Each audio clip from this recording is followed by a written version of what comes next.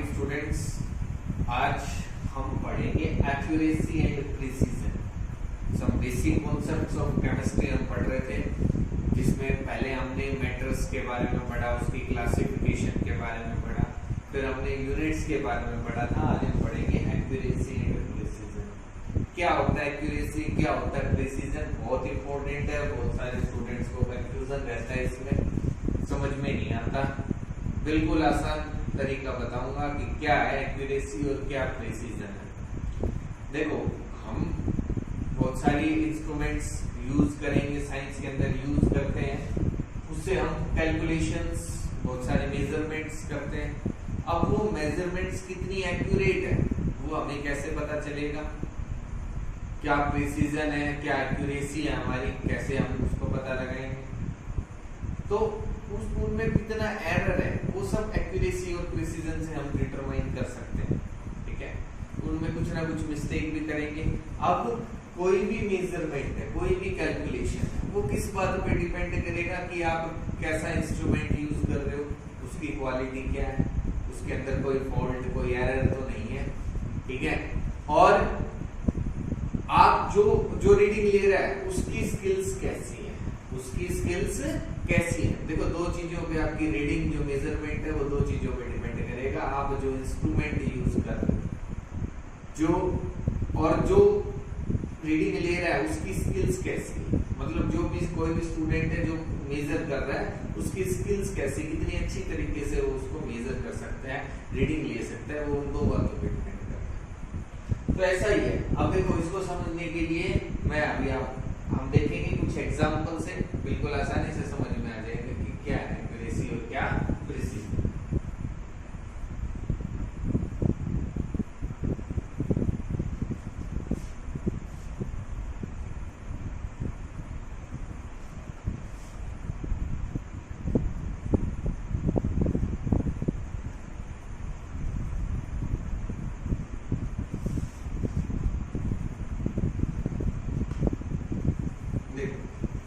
हमारे पास ये तीन बॉक्सेस हैं। ठीक है, तीन टारगेट आप कह सकते हैं, इनको क्या कह सकते हैं? 3 टारगेट्स हैं हमारे पास। ठीक है, क्या हमें इन पे टारगेट करना है, इनको शूट करना है, और 3 स्टूडेंट्स हैं, 3 स्टूडेंट्स शूट कर रहे हैं इनको। अब यहाँ सेंटर में शूट करने पर फुल मार्क्स मिलेंगे, और साइड में अगर शूट कर दिया तो उसके मार्क्स कम हो जाएंगे, उतनी एक्यूरेसी कम रहेगी। तो अगर मैं कहूं कि किसी स्टूडेंट ने यहाँ शूट कर दिया, ये स्टूडेंट था, उसने इस टारगेट इसको शूट किया और उसने इस प्लेस पे शूट कर दिया। ठीक है, तो उसको फुल मार्क्स मिलेंगे, मतलब वो काफी एक्यूरेट है। अगर उसने साइड में शूट कर दिया तो मतलब उसकी एक्यूरेसी क्या है? कम है, वो अच्छे से शूट नहीं कर पा रहा। अगर उसने यहाँ शूट कर दिया तो भी ऐसा ही है, इधर है तो भी, तो इसका मतलब है लेस एक्यूरेट है। यहाँ तो मोर एक्यूरेट है, यहाँ उससे less and very less accurate, कि यहाँ और भी एक्यूरेसी उसकी कम होगी। इससे ज्यादा एक्यूरेसी है और सबसे ज्यादा एक्यूरेसी उसको यहाँ मिलेगी जब वो सेंटर पे शूट करेगा। तो एक्यूरेसी कब आएगी? जहां हम जो एक्चुअल जो पोजीशन है, अगर हम वही शूट करते हैं जहां फुल मार्क्स मिलेंगे, जहां करने चाहिए, एक्यूरेसी मैक्सिमम आएगी। एक्यूरेसी क्या आएगी?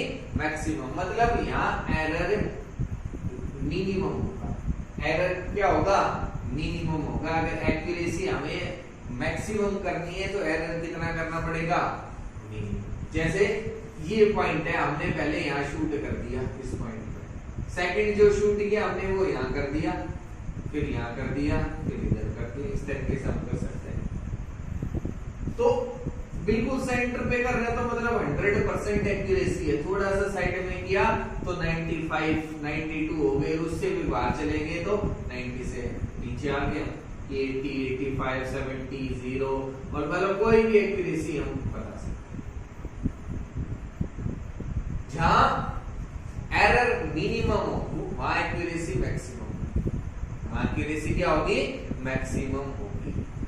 एक्यूरेसी को हम कह सकते हैं degree of closeness.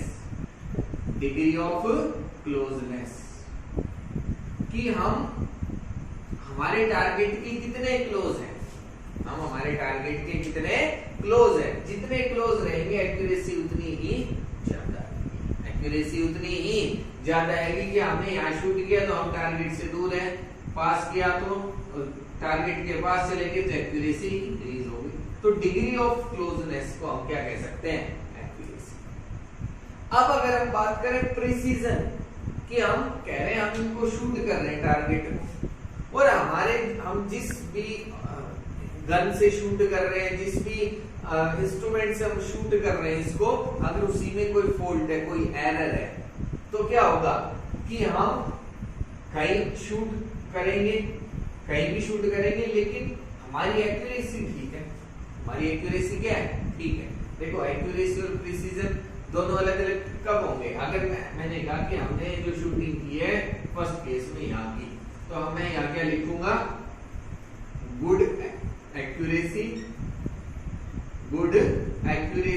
And precision, good accuracy and precision, दोनों ही उसके अच्छे हैं, एक्यूरेसी भी अच्छी है और प्रिसीजन भी अच्छा है। यहां अगर मैं बात करूं कि उसने शूट किए और शूटिंग उसकी यहां हो गई, इस प्लेस पे आ गई, तो उसकी एक्यूरेसी अच्छी है, एक्यूरेसी की अगर हम बात करें, accuracy good accuracy but poor precision,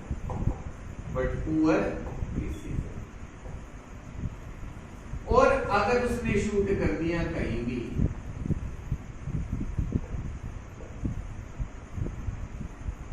तो पुअर एक्यूरेसी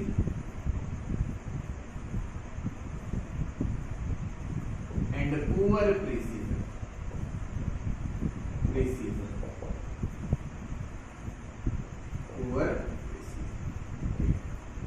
देखो एक्यूरेसी अच्छी कब आएगी, जब हम टारगेट से दूर है लेकिन हम शूट पास कर रहे हैं, तो एक्यूरेसी अच्छी है। यहाँ भी एक्यूरेसी अच्छी है और यहाँ प्रिसीजन भी अच्छी है कि हम टारगेट पे भी शूट कर रहे हैं और क्लोज भी शूट कर रहे हैं। यहाँ हम क्या कर रहे हैं, शूट तो क्लोज कर रहे हैं बट हम टारगेट से दूर है, कि मतलब जो हमारा वेपन है, जिस भी वेपन से हम शूट कर रहे हैं वो प्रिसाइज है, कि उसके अंदर कोई एरर है, उसके अंदर कोई एरर है, हम शूट यहाँ करना चाह रहे हैं लेकिन वो यहाँ कर रहा है, तो उस इंस्ट्रूमेंट के अंदर एरर है। आपकी एक्यूरेसी तो अच्छी है, आप तो सही शूट कर रहे हो, क्लोज कर रहे हो, लेकिन इंस्ट्रूमेंट इस वेपन की वजह से शूटिंग कहीं और हो रही, तो good accuracy but poor precision. अब हम कहीं भी शूट कर रहे हैं, ना तो क्लोज है ना ही टारगेट पे शूटिंग हो रही है, तो पुअर एक्यूरेसी और पुअर ही क्या है, प्रिसीजन है, पुअर ही क्या है, प्रिसीजन है। तो आपको ये समझ में आ गया होगा कि एक्यूरेसी और प्रिसीजन का क्या मतलब है। एक्यूरेसी डिग्री ऑफ क्लोजर की हम टारगेट के कितना पास शूट करते हैं, तो वो क्या है, एक्यूरेसी अपने टारगेट के कितने क्लोज हम पहुंचते हैं, तो एक्यूरेसी अच्छी होगी। और हम टारगेट से कितना दूर है, लेकिन हमारी जो शूटिंग है उसमें हमारी क्लोजनेस कितनी है, वो भी एक्यूरेसी को क्या करती है, अच्छा करती है, लेकिन वहां प्रिसीजन क्या हो जाता है, बट पुअर प्रिसीजन। यहाँ क्या आपके पास, पुअर प्रिसीजन। और अगर दोनों ही है कि हम ना तो पास शूट कर रहे हैं और हमारी जो एक्यूरेसी भी अच्छी नहीं है और प्रिसीजन भी गलत है, तो पुअर एक्यूरेसी हो जाएगी और पुअर प्रिसीजन। तो ये एक्यूरेसी और प्रिसीजन है, एक्यूरेसी और प्रिसीजन है। आई थिंक आपको सभी को समझ में आ गया होगा क्या है एक्यूरेसी, क्या है प्रिसीजन। अगर अब भी किसी को नहीं आया समझ में, तो आप कमेंट करके मैसेज करके मेरे से पूछ सकते हो कि सर एक्यूरेसी और प्रिसीजन दोबारा बताओ, मैं आपको दोबारा समझा दूंगा। लेकिन ये बेस्ट है, और भी मैं समझाने की कोशिश करूंगा जितना अच्छा हो सकता है, लेकिन एक्यूरेसी और प्रिसीजन मेरे हिसाब से इसमें समझ में आ जाएगा, ठीक है। अब नेक्स्ट जो हम पढ़ेंगे वो है सिग्निफिकेंट फिगर्स, कि हम सिग्निफिकेंट फिगर्स कैसे फाइंड आउट कर सकते हैं, क्या होती है सिग्निफिकेंट फिगर्स, उसके बारे में हम स्टडी करेंगे। अगर हम बात करें सिग्निफिकेंट फिगर्स की, तो क्या होंगी सिग्निफिकेंट फिगर्स, सिंपली हम कह सकते हैं the number of digits, the number of digits in A number, in A number. Simply हम इस तरीके से इसको डिफाइन कर सकते हैं कि कितने डिजिट्स हैं किसी भी नंबर के अंदर वो क्या होंगी, सिग्निफिकेंट फिगर्स। वो क्या होंगी, सिग्निफिकेंट फिगर्स। और जो आपकी लास्ट जो वैल्यू होगी, वो जो लास्ट डिजिट रहेगी, उसको हम कहते हैं कि उसकी जो वैल्यू है वो अनसर्टेन है, कि हम कह नहीं सकते उसकी वैल्यू एग्जैक्ट वही है, क्योंकि आपके पास है 2.5 या 2.8, कोई भी आप एग्जांपल ले सकते हैं कि यहाँ ये जो लास्ट डिजिट है इसकी वैल्यू अनसर्टेन है, कि अगर मैं इसको 5.9 कर देता हूँ, 2.8 कर देता हूँ, 2.88, 2.89, तो इसकी जो वैल्यू है वो चेंज हो जाएगी। अब हम सर्टेन नहीं है कि ये 5 ही है, ये 5.9 भी हो सकता है, 8.1 भी हो सकता है, 8.8, 8.9 भी। हम अनसर्टेन है इसकी वैल्यू को। अब क्या रूल्स होंगे सिग्निफिकेंट फिगर्स को बताने के लिए, हम कुछ रूल्स पढ़ेंगे तभी हम बता सकते हैं कि कोई भी आपको नंबर दिया गया है, इसमें कितनी डिजिट्स हैं, कितनी सिग्निफिकेंट फिगर्स, ठीक है। तो रूल फर्स्ट क्या कहता है, all non zero and as well as zero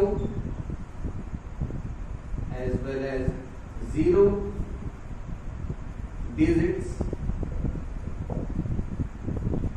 between two non-zero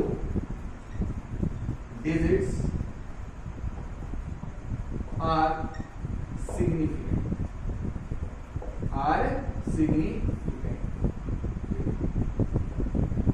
All non-zero as well as zero digits between two non-zero digits are significant. For example, कि आपको कोई नंबर दिया 576, कोई कह रहा है इसमें ये बताओ कि कितनी सिग्निफिकेंट फिगर्स है, क्या हम बताएंगे, सिग्निफिकेंट फिगर्स, कितनी सिग्निफिकेंट फिगर्स।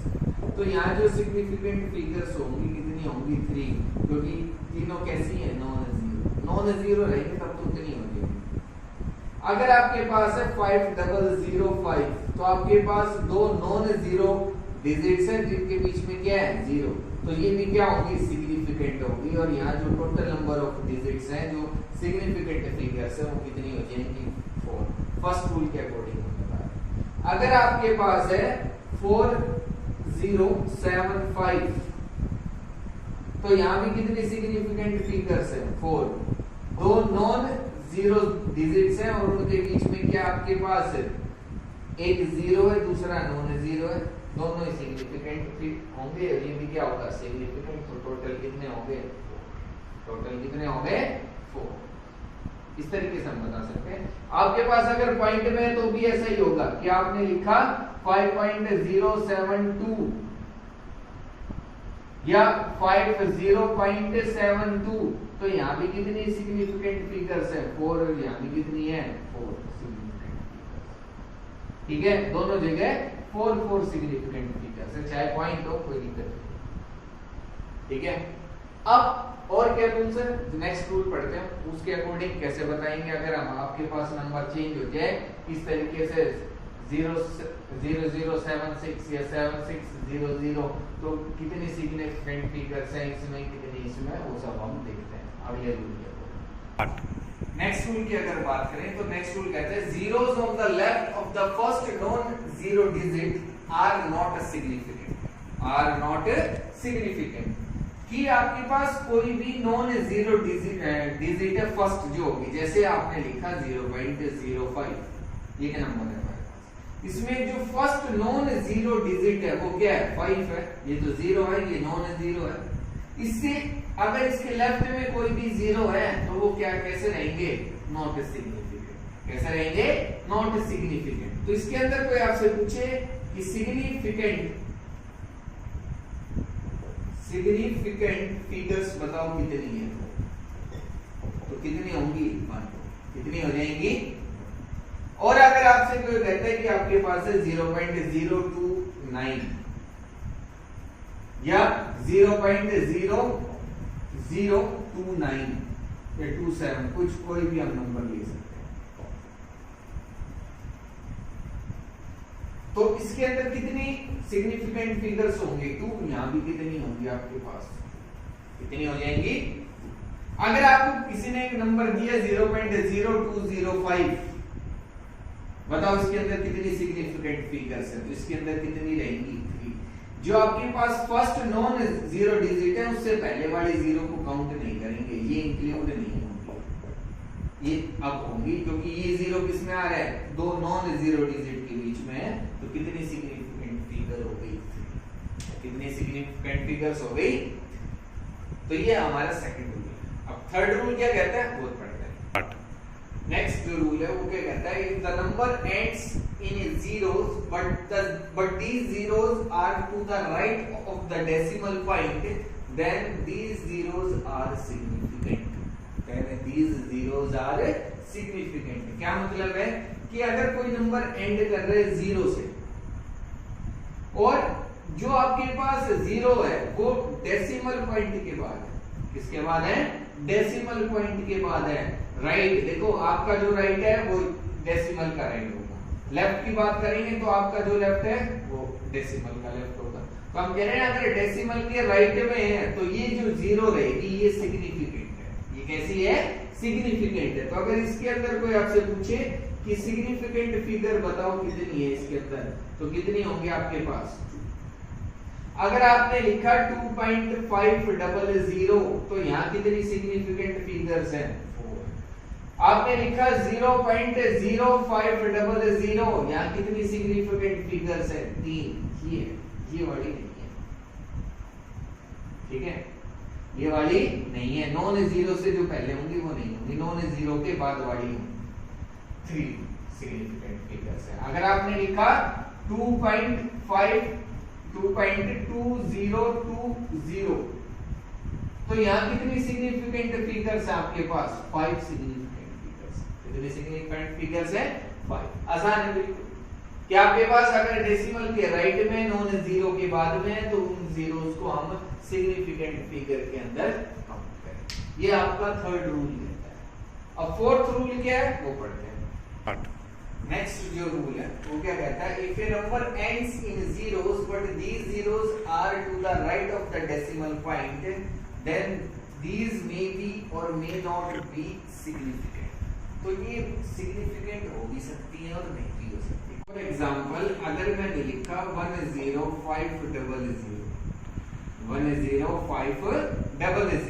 ये क्या एग्जांपल अगर हमने लिया, अब देखो ये जब मैंने वैल्यू लिखी तो इसका मतलब है पॉइंट इसके बाद में, तो आपके पास जो भी जीरो है वो राइट में नहीं है, जो भी जीरो है वो राइट में नहीं है, वो क्या है? लेफ्ट में। तो जब लेफ्ट में जीरो आ गई तो वो अब ये सिग्निफिकेंट हो भी सकती है, नहीं भी हो सकती है जो जीरो है। कैसे बताएंगे वो? देखो ये तो होगी कि ये 3 नंबर ये तो सिग्निफिकेंट है, अब इनकी बात होगी। अब इनको हम कैसे लिखेंगे? इसको एक्सपोनेंशियल फॉर्म में हम लिख सकते हैं। किस फॉर्म में लिख सकते हैं? Exponential form. कैसे? देखो अगर मैंने लिखा 1.05 into 10 raised to power 4 इस नंबर को मैं इस तरीके से लिख सकता हूँ। जब इसको सोल्व करोगे तो ये इतना ही आएगा। अब अगर मैं इसके अंदर देखूं तो कितनी सिग्निफिकेंट फिगर्स है? 3। कितनी सिग्निफिकेंट फिगर्स है? 3। इसको नहीं देखेंगे, हम इनको देखते हैं। ये एक्सपोनेंशियल मतलब हमने पावर में जब लिख दिया तो इसको नहीं देखेंगे, इसको अब हम देखेंगे। तो यहाँ कितनी सिग्निफिकेंट फिगर्स है? अब मैं और इसको किस तरीके से लिख सकता हूँ? 1.050 into 10 raised to power 4 इस तरीके से लिख सकता हूँ। 1.050 into 10 raised to power 4। अगर यहाँ देखेंगे तो इसको जब सोल्व करेंगे तो भी इतना ही आएगा। अब यहाँ जो सिग्निफिकेंट फिगर्स है वो कितनी हो गई? 4। कितनी हो गई? 4। अब मैं इसको इस तरीके से भी लिख सकता हूँ 1.0500 into 10 raised to power 4। यहाँ अगर सिग्निफिकेंट फिगर्स की बात करेंगे तो कितनी है? 5 सिग्निफिकेंट फिगर्स। तो ये जो नंबर है, अगर आपके पास कोई भी ऐसा नंबर आता है कि डेसिमल के बाद कोई जीरो नहीं है, सब उससे पहले ही है, तो उसमें ये जो सिग्निफिकेंट फिगर्स है ये जो जीरो है ये सिग्निफिकेंट फिगर्स में काउंट हो भी सकती हैं और नहीं भी हो सकती। अब ये डिपेंड करता है उसके एक्सपोनेंशियल फॉर्म में कि वो कैसे दे रखी है, आप कैसे लिख रहे हो उसके अकॉर्डिंग। कोई स्टूडेंट इसको अगर इस तरीके से लिख देता है तो 4 बताएगा सिग्निफिकेंट फिगर्स। कोई स्टूडेंट अगर इसको इस तरीके से लिखता है तो क्या तीन सिग्निफिकेंट फिगर्स इसके अंदर। अगर आपको दे रखा है इसी तरीके से एग्जाम में तो आप बता सकते हो इसको तो देखना ही नहीं है, जो पावर की फॉर्म में दे रखा है उसमें मत देखना कितने सिग्निफिकेंट फिगर्स हैं। ये जो आगे का जो नंबर है ये आप देख के बता सकते हो, ठीक है। तो इस तरीके से हम सिग्निफिकेंट फिगर्स को बता सकते हैं। हमने 4 रूल पढ़े, बिल्कुल आसान थे, समझ में आ गए होंगे आपको। अब अगर आपको कोई भी डाउट रहती है तो मेरे से पूछना है, और कल हम केमिकल लॉज पढ़ेंगे जो हमारी नेक्स्ट क्लास होगी, कि laws of chemical combination, law of reciprocal क्या है, ये सब बहुत आसान है और बहुत ही इंपॉर्टेंट भी है, ठीक है। Law of conservation of mass आप पहले ही पढ़ चुके हो, तो हम लॉज पढ़ेंगे डिफरेंट क्या है वो लोग, ठीक है। और यहाँ तक आपको सभी को अच्छे से करना है। कोई डाउट रहती है तो मेरे से पूछना। Thank you.